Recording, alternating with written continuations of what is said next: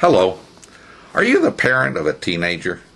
And you're asking yourself, what happened to that sweet, wonderful 10-year-old that used to live here, was so much fun and so easy to get along with? Or are you that teenager and you're thinking, what's the matter with these people? I'm growing up. I'm an adult almost. Why don't they trust me? Why don't they believe in me? Well, both of these are problems, but they're very solvable. And that's why I'm here today to tell you about this. By the way, my name is John Carter. I'm a certified master practitioner in NLP and a certified master practitioner in hypnotherapy. The reason we behave the way we do is in order to satisfy 6 human needs that we all have. These needs were identified by Dr. Schindler back in the 50s, by Maltz in his book Psychocybernetics, and by the great Tony Robbins, who teaches this very well. But here are the 6 human needs that we all must have. 1, certainty. We have to have certainty. We have to have variety. We have to have significance. We have to have love and connection. We have to have contribution, and we have to have growth. So let me go over these one at a time, and then we'll understand what drives us, what drives all human beings. And by the way, we all have these needs, but not in the same proportions. Some have more need for significance, some for certainty. So let's just look at these one at a time. What is certainty? Well, we all need a set of rules by which to govern our lives and that other people live by.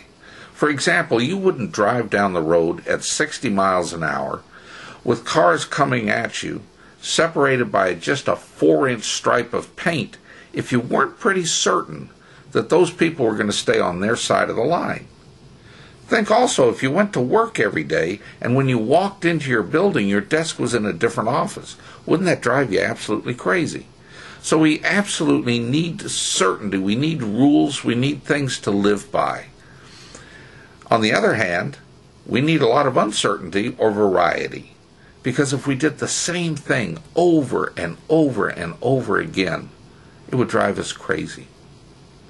Now, you take somebody that's certainty-driven, or certainty is way high on the list, those are the people that insurance is very important to them, they check their 401ks, etc.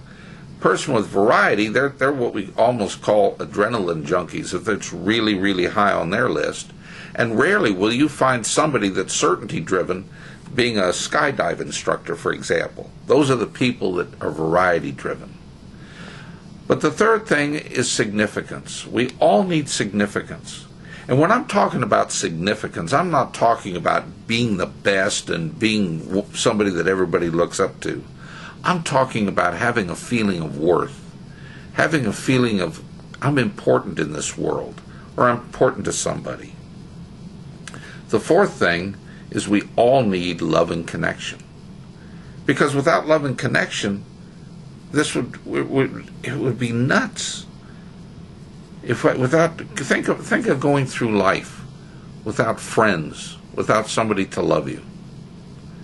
And we all need a feeling of contribution, that we have the ability to give back, to make other people's lives important, and to fulfill other people's lives with what we've learned. And we all need growth, because without growth, we die. So let's look at a typical teenager. They need certainty, but how much certainty really do they have? I mean, they're going through biological changes, they're just noticing the opposite sex, they're not sure how to behave, they're not sure what the rules are, they're not sure what they want to do in life, and it's very difficult for a teenager. They need certainty, but they're not sure where to get it. Many teenagers turn to drugs because they feel certain then. They feel strong. Or they turn to cigarettes or alcohol. And also teenagers need significance, a feeling of worth. And do they really feel that? Most, sadly, don't. Because they're always being told no, no, no. They go out for job interviews and they're turned down and they're rejected. And they have this terrible feeling like, I'm not worth anything. And it's only because they haven't learned yet that they're worth so much. So what happens if you're not getting your needs met? Well, many things happen. Take a teenager. If they're feeling uncertain and they're feeling insignificant, and you come along and you make them feel even less certain or even less significant, how do they react? One of two ways. Either they totally withdraw inside themselves, because then they're certain that they can handle what's in there, and they're significant because they have the upper hand, they can talk to you or not. Or more often, they get very angry.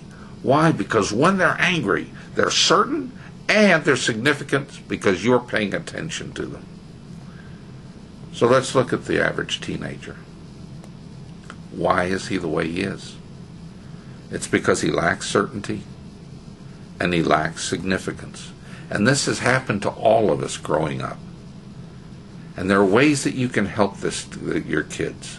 There's ways that you can help teenagers grow to where they become productive, because where they become certain in themselves and delighted that they know what's going on, that they are significant. I have a website called ParentTeenConnection.com. And if you go there, you'll find a lot of things that will help you help your teenager. And teens, there's a lot of things there that will help you also. We're in the process of finishing a resource where we have taken master practitioners of NLP from all over the world who have contributed to this resource, ideas, tips, strategies, techniques to help teens do exactly what we need them to do, what they need to do for themselves, build certainty and build significance. We're going to have this resource out very shortly. So if you go to ParentTeenConnection.com and just sign up there, as soon as the resource comes out, you'll be notified. These are master techniques that will help you and help your teenager be a better person. I hope you'll go there and take a look. And just remember, when your teen is angry, your teen is upset, ask yourself, what of his needs did I just step on? Did I step on his significance? Did I step on his certainty? Well, one of the things I teach in our classes is how to say yes instead of no. Because when you tell somebody no, they instantly just shut down.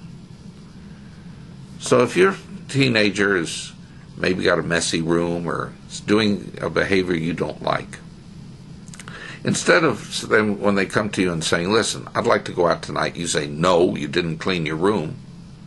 Try a different approach. Say yes. Absolutely. As soon as your room is clean, you're out of here. Now what does that do? It gives the teenager a choice. He can either clean the room and go or not clean the room. And because you didn't say no, it doesn't step on his significance. When you say yes, you're treating him as an equal. Just an idea. Give it a shot. And go to ParentTeenConnection.com. Have a wonderful day.